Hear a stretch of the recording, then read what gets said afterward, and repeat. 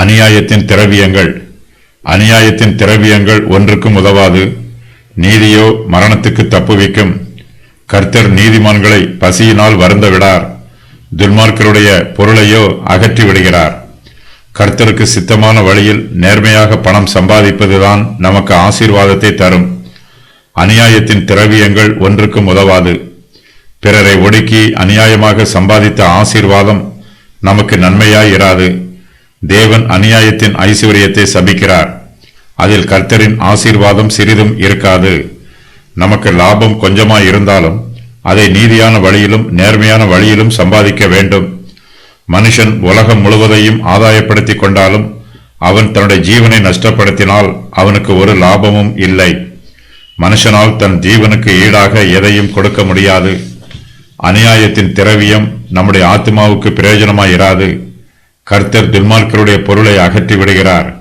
அநியாயமாய் ஐஸ்வர்யம் சேர்த்தவர்கள் தங்கள் ஜீவிய காலத்தில் அழிந்து போவதை நம்முடைய கண்களால் பார்க்கிறோம்.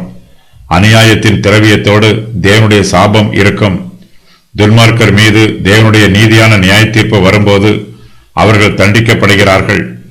கண்ணியமான வழியிலும் நேர்மையான வழியிலும் நீதியான வழியிலும் சம்பாதிக்கப்படும் ஐஸ்வர்யத்தை கர்த்தர் ஆசீர்வதிக்கிறார்.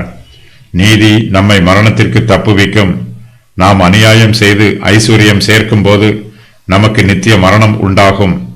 நம்முடைய கிரியைகள் நீதியாய் இருக்கும்போது நாம் நீதிக்கு தப்புவிக்கப்படுகிறோம். நாம் நீதியாய் சம்பாதித்த ஐஸ்வர்யத்தை நல்ல வழிகளில் பயன்படுத்த வேண்டும். மீதம் இருப்பதை வருங்காலத்திற்கு சேமித்து வைக்க வேண்டும். நீதியாக சம்பாதிக்கப்படும் ஐஸ்வர்யம் கொஞ்சமாக இருந்தாலும் அதுவே கர்த்தரால் ஆசீர்வதிக்கப்படுகிறது. கர்த்தர் நீதிமான்களை பசியினால் வருந்த விடமாட்டார். நீதிமான்களுக்கு ஒரு நன்மையும் குறைவுபடாது. நீதியின் திரவியங்கள் நமக்கு ஆசீர்வாதத்தை தரும். அநியாயத்தின் திரவியங்கள் நமக்கு ஒன்றுக்கும் உதவாது. அநியாயத்தின் திரவியங்களினால் பயன் அடையாதவர்கள் ரகபயாம், கேயாசி, மதியீனமான ஐஸ்வர்யவான்.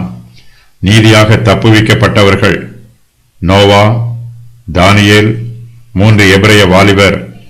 பொருள் அழிந்து போன துன்மார்க்கர் இஸ்ரவேலர், சமாரியர், எருசலேம் நகரத்தார், கல்தேயர்.